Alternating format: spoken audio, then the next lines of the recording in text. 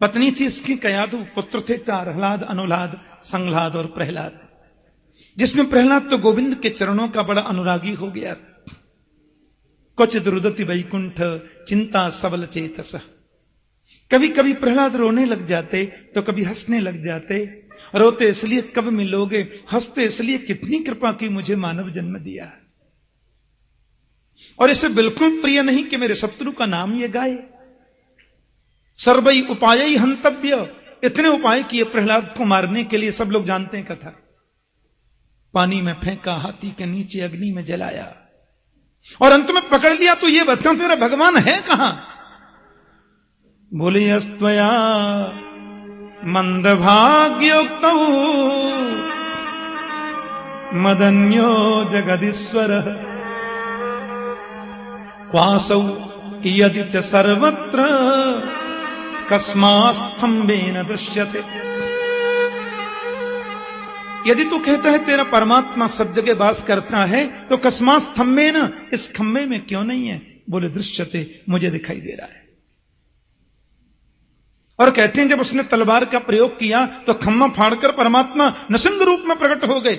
और सुखदेव भगवान ने वर्णन किया है कि सत्यम विधातुम निज भृत्यभासितम व्याप्तिम च भूते स्वखिलेषु चात्मनः अदृश्यतात्यद्भुत रूपमुद्वहन् स्तंभे सभायाम न मृगम न मानुषम। अपने नन्हे से बालक की बात रक्षा करने के लिए भगवान नरसिंह बनकर प्रकट हो गए। सत्यम विधातुम निज भृत्य भासितम। क्यों जी एक बात बताओ, भगवान जब उस समय खम्भे से प्रकट हुए थे तो आज क्यों नहीं होते? जब हुए थे तो आज भी होना था, और जब हुए थे तो अब क्यों नहीं होते? भगवान को तो आना चाहिए। खम्मा फाड़ दो, तलवार मार दो, खम्मा फट जाता, कुछ निकलता ही नहीं। इसका मतलब यह हुआ कि खम्भे में पहले भगवान होते थे, अब नहीं है। बोल नहीं नहीं, भगवान तो खम्भे में आज भी है। हमारे ब्रज के किसी कवि ने बड़ी सुंदर पंक्ति लिखी कि सूरु अनेक फिरे कनुमागत, सूरु अनेक फिरे कनुमागत, पे पद सूर सस्वाद कहा, पुन ताल मजीरा बजाती फिरे, मीरा मतवारी सी चाह कहा। सिया राम कथा कितनों ने लिखी, सिया राम कथा कितनों ने लिखी,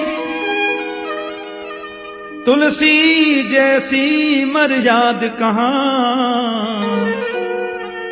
नरसिंह बसे प्रतिखम मन में, नरसिंह बसे प्रतिखम मन में, पर काढ़न को प्रहलाद कहा, नरसिंह बसे प्रतिखम मन में, पर काढ़न को प्रहलाद कहा। नरसिंह तो आज भी प्रत्येक खम्भे में वास करता है, पर निकालने को प्रहलाद नहीं, तो निकले कैसे? अब तो ब्रह्मा जी, शंकर जी, वरुण जी, यम जी, कुबेर जी, सूरज जी, चंद्र जी, इंद्र जी और जितने जी हैं सब डर के मारे भाग गए। भगवान ने उसको जंघाओं पर डाल के चीर दिया। संध्या का समय था। अब स्तुति करने आए, उसको मारने के बाद भी प्रभु का कोप शांत तो हो ही नहीं रहा है। ब्रह्मा जी डर गए, देवता डर के चले गए। इंद्र बोले मैंने सुना है धर्मपत्नी यदि इस समय आमे तो क्रोध शांत हो सकता है। तो माता लक्ष्मी से प्रार्थना की गई। अब लक्ष्मी जी को क्या मालूम था कि बब्बर शेर बन के बैठे। लक्ष्मी ने सोचा बेईपति होंगे जिनके चरण दबाती हूं। तो सुखदेव भगवान वर्णन करते हैं कि साक्षात् श्री प्रेषिता देवई दृष्ट्वा तन्महदद्भुतम् अदृष्टा श्रुतपूर्वत्वात् सानोपेयाय शंकिता। साक्षात् श्री प्रेषिता देवई, देवताओं ने श्री लक्ष्मी जी को प्रेषित किया, लेकर आए, मना करके लाए, लेकिन दृष्ट्वा तन्महदद्भुतम्, ऐसा रूप न कभी उन्होंने सुना था। अदृष्टा श्रुतपूर्वत्वात्, न ऐसा देखा था न ऐसा सुना था, शेर का मुंह और शरीर मनुष्य का। माता जी दौड़ी, 3 पटक लग गई, दूसरा श्वास बैकुंठ में जाके लिया। हाँ, देवता बोले अब प्रलय होगी, हिरण्यकश्यप मर गया, इनका कोप ही शांत नहीं होता। तो नारद ने बहुत प्यारी बात कही, कोई कितनी भी स्तुति गा लो, माता लक्ष्मी भी पधारे तो भी कुछ असर नहीं होगा, क्योंकि मेरे नृसिंह प्रभु के सन्मुख जब तक प्रहलाद न पधारेंगे इनका कोप शांत नहीं हो सकता। तो प्रहलादं प्रेषयामास ब्रह्मावस्थितमन्तिके तातः प्रशमयोपेहि स्वपित्रे कुपितं प्रभु। प्रहलाद जी को कहा ब्रह्मा ने, बेटा आप पधारो, आपके पिताश्री के ऊपर प्रभु बड़े कुपित हो रहे हैं, इनके कोप को तुम ही शांत कर सकते हो। प्रहलाद ने आकर के नृसिंह देव को प्रणाम किया और चरणों में साष्टांग लेटे तो मेरे प्रभु के नेत्रों से आंसू झर पड़े और दौड़कर प्रहलाद को अंक में भर लिया। लिखा है भगवान बोले, मुझे आने में यदि विलंब हुआ हो तो क्षमा करना वत्स। प्रहलाद ने बड़ी सुंदर स्तुति गाई। तो नारद जी बता रहे कि वही हिरण्यकश्यप दूसरी बार रावण बना, माता जानकी के बहाने से उसने श्री राम से द्वेष किया, और तीसरी बार आज शिशुपाल बनकर हम सब के सामने इसने मुक्ति पा ली। तो चिंतन की पद्धति क्या है वो इतना महत्वपूर्ण नहीं है, चिंतन किया कितना ज्यादा है वही महत्वपूर्ण है। जिसमें जितनी तन्मयता आ जाए उतनी ही भक्ति निखरती है। चिंतन की तन्मयता ही भक्ति का परिलक्षण होता है, सर्वोत्कृष्ट परिणति होती है। युधिष्ठिर जी सुन रहे, लेकिन परीक्षित ने कहा, प्रहलाद ने स्तुति क्या गाई, कोई उन्हें शांत न कर सके तो प्रहलाद ने स्तुति गाई। ब्रह्मादय सुरगणा मुनयोथ सिद्धा सत्वैकतारमतयो वचसां प्रवाहै नाराधितुं पुरगुणै रधुनापि विप्रो किं तोष्णुमर्हति समे हरिरुग्र जाते। असल में देखें तो मुझ में क्या है, प्रहलाद कहते हैं ज्ञान में प्रवेश नहीं है, भक्ति का अवलंब नहीं है,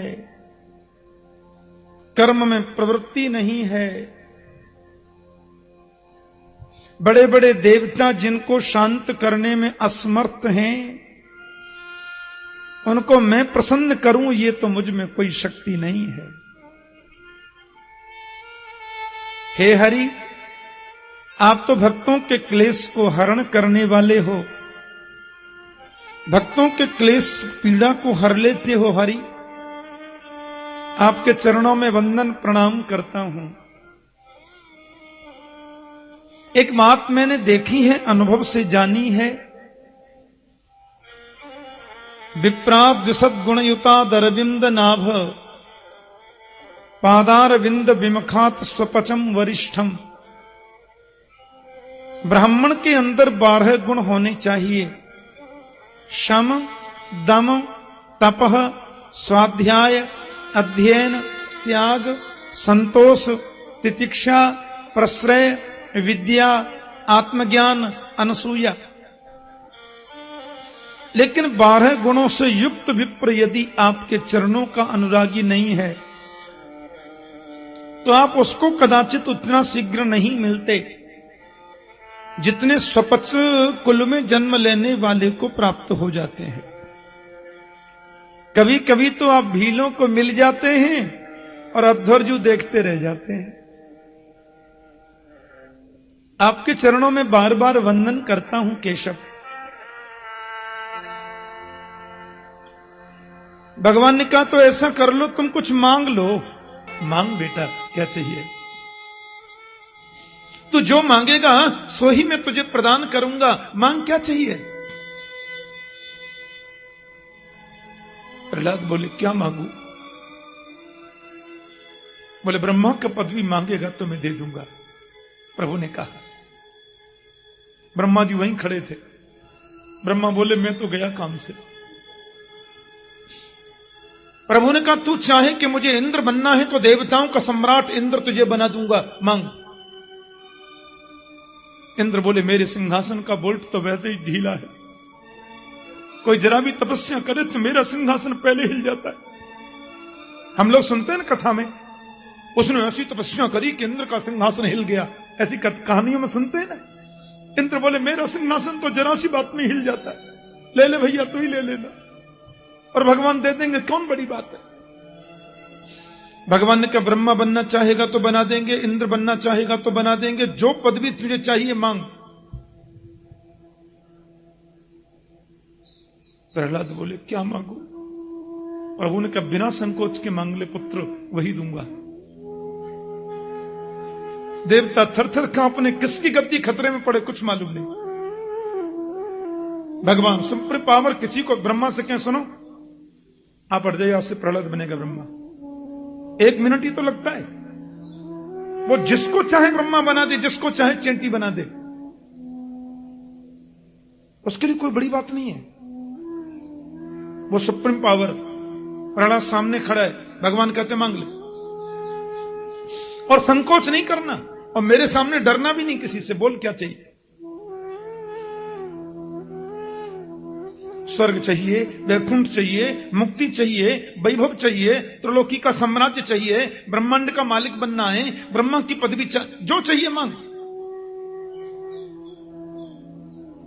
प्रहलाद की आंखों में आंसू आ गए। भगवान बोले मांगना बेटा। प्रहलाद बोला जो मांगूंगा सो दोगे। प्रभु ने कहा देंगे। प्रहलाद ने कहा तो 3 वचन भर दो लाओ।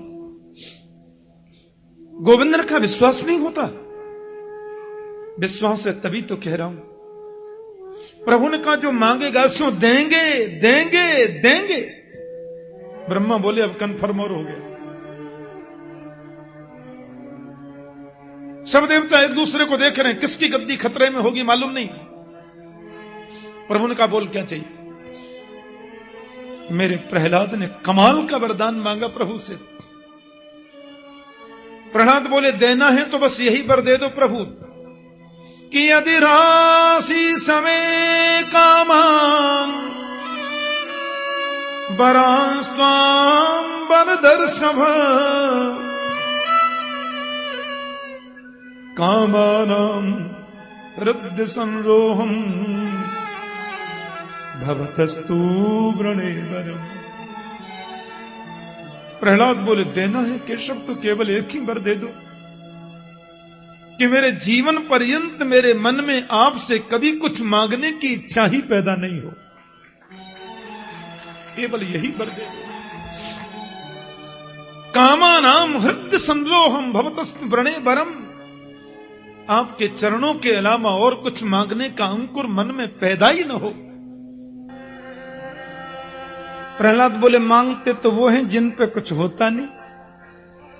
जिन्हें सब कुछ मिला है वो मांगेंगे क्या। भगवान बोले मैंने तुमको दिया ही क्या है जो बोलता सब मिल गया। प्रहलाद जी बोले एक बात बताएं आप मुझे। असुरों के कुल में जन्म लिया है मैंने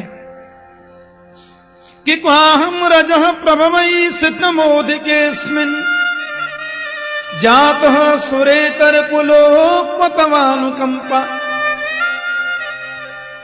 न ब्रह्मणो न तु भवस्य न वै रमाया यन्मीर्पितः शिरसि पद्मकर प्रसाद। प्रहलाद जी कहते हैं असुरों के खानदान में जन्म लेने वाला मैं निकृष्ट व्यक्ति और क्व तवानुकंपा, कहां आपकी विचित्र दिव्य अनुकंपा। भगवान बोले मैंने अनुकंपा क्या कर दी, खामा ही खा।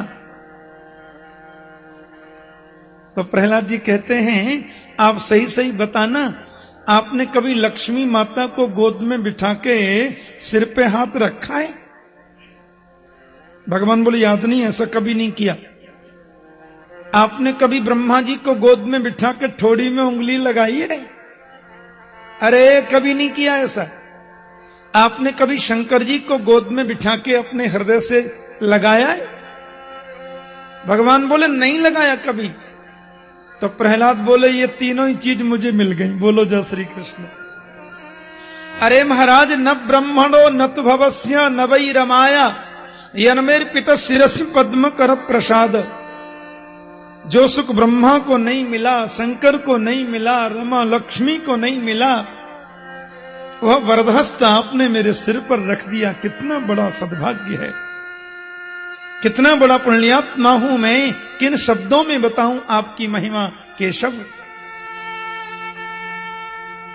और मेरी तो ये 10 इंद्रियां जिह्वे कतो च्युत विकर्षति मा वितृप्ता शिष्णोन्यतस्त्व गुदरम श्रवणम कुतश्चित घ्राणोन्यतश्च परद्रक क्वच कर्म शक्ति बहुव्यः सपत्नी यह गेह पतिम लुनंती।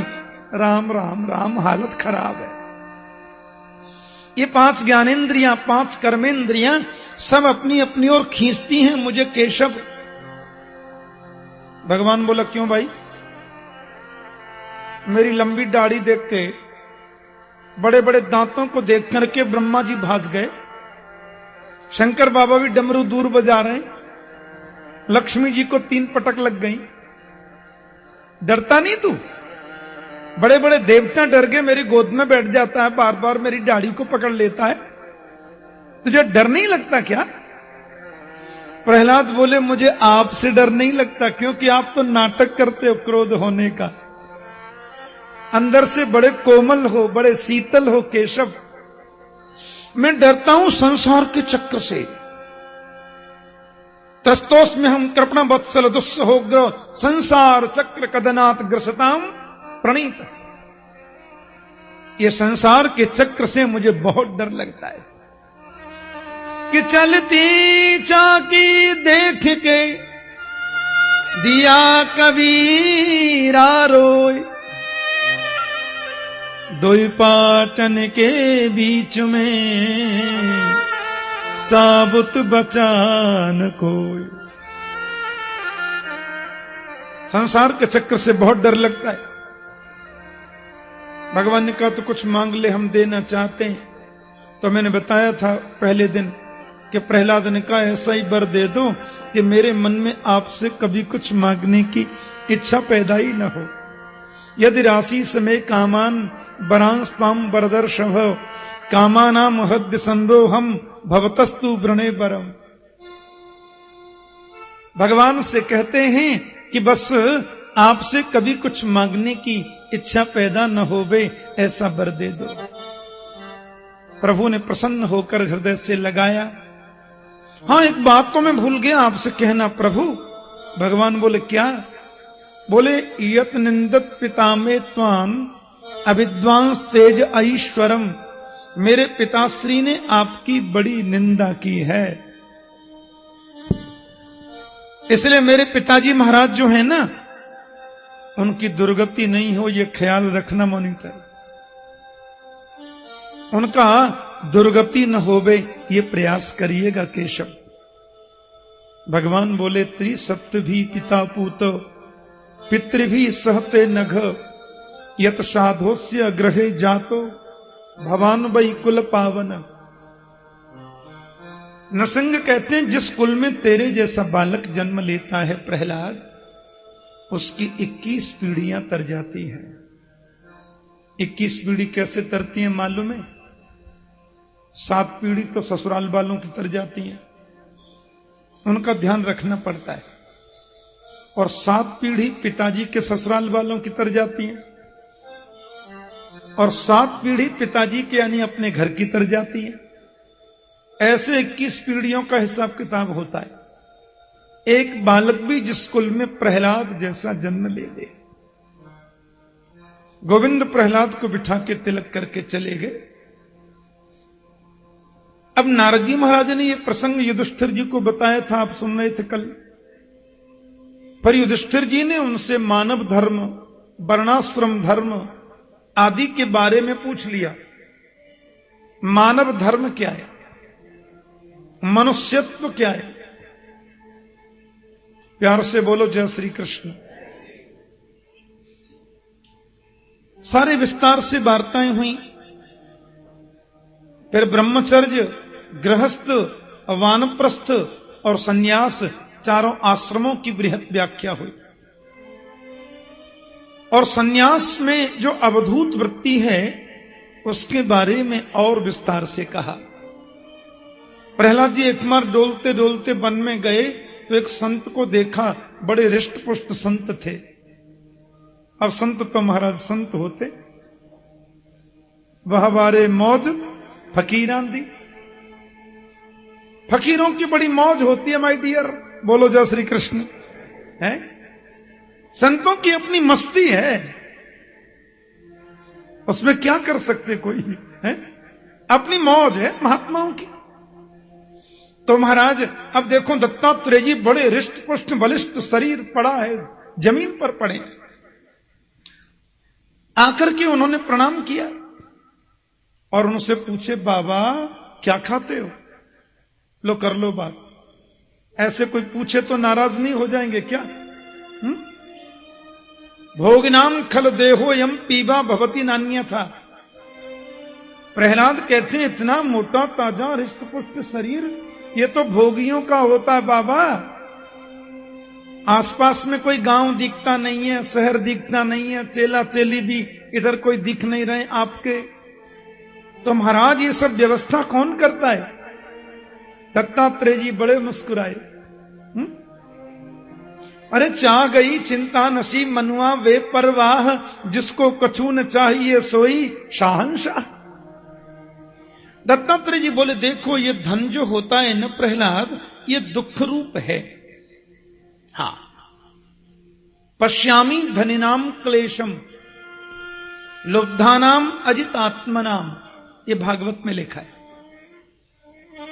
प्रहलाद जी से दत्तात्रेय जी कहते हैं कि मैंने धनियों के कष्ट को बड़ी निकटता से देखा है। धनियों का कष्ट बड़ी निकटता से देखा मैंने। राजतः चोरतः शत्रो स्वजनात पशु पक्षित। देखो एक तो धन को कमाने में बड़े तकलीफ होती है, धन कमाने में बहुत कष्ट होता है। धन ज्यादा कष्ट नष्ट हो जाए तो भी कष्ट होता है, और इन दोनों से ज्यादा कष्ट होता है धन की रखवाली करने में। कमाने में कष्ट, नष्ट हो जाए तो कष्ट, और रखवाली करने में ज्यादा कष्ट। इसलिए मैंने वैसे गुरु तो जीवन में 24 बनाए थे। दत्तात्रेय जी के 24 शिक्षा गुरु हैं, पर ये 2 मेरे महागुरु हैं। ये 2 महान गुरु हैं। मधुकार महासर्पो लोके स्मिन्नौ गुरुत्तमौ। ये 2 जो मेरे महान गुरु हैं उसमें एक है मधुमक्खी। मैंने मधुमक्खी से सीखा कि कितना संग्रह करती है, ले कोई और ही जाता है। तो काय का संग्रह करना भैया। और अजगर सांप को गुरु बना के मैंने ये सीख लिया था कि अजगर करे न चाकरी, पंछी करे न काम, दास मल्लू का यूं कहें सबके दाता राम। अजगर किसी की नौकरी करता क्या? अरे अपन तो संत हैं, अवधूत हैं, महात्मा हैं, मिल गया तो बहुत बढ़िया, नहीं मिला तो डबल बढ़िया। इसलिए कोई इच्छा नहीं रखते मन में, कोई अभिलाषा नहीं रखते मन में, और बहुत शांति मिली है, बहुत सुख मिला है, बहुत आनंद मिला है। दत्तात्रेय जी को प्रणाम करके श्री प्रहलाद जी चले गए। त्रिपुर दहन आदि के प्रसंग का वर्णन किया। जीवन की प्रत्येक परिस्थिति में भगवान का स्मरण करो, यह बहुत जरूरी है। हम लोग भगवान की याद नहीं करते ऐसा बिल्कुल नहीं है, सब याद करते हैं। हाँ, भगवान का स्मरण तो सभी करते हैं, लेकिन जब कष्ट आता है तो करते हैं, पहले तो करते ही नहीं।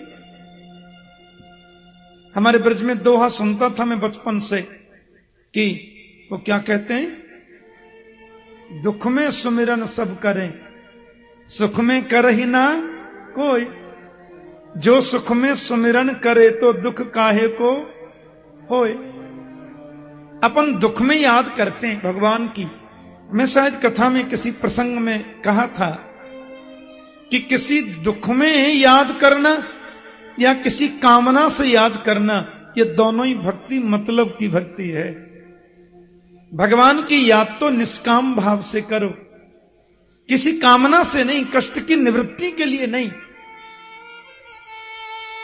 हम लोग जो हैं जब सुखी हो जाते हैं, थोड़ा धन ऐश्वर्य बढ़ जाता है, तो प्रभु का विस्मरण कर देते हैं, याद नहीं करते। अच्छा, वो हमसे कुछ मांगते हैं क्या? सोना चांदी हीरा जवाहरात मोती माणिक आपसे कभी कुछ मांगा? वो तो एक ही बात कहते हैं कि कभी कभी मेरी याद कर लिया करो। हम वही नहीं कर पाते।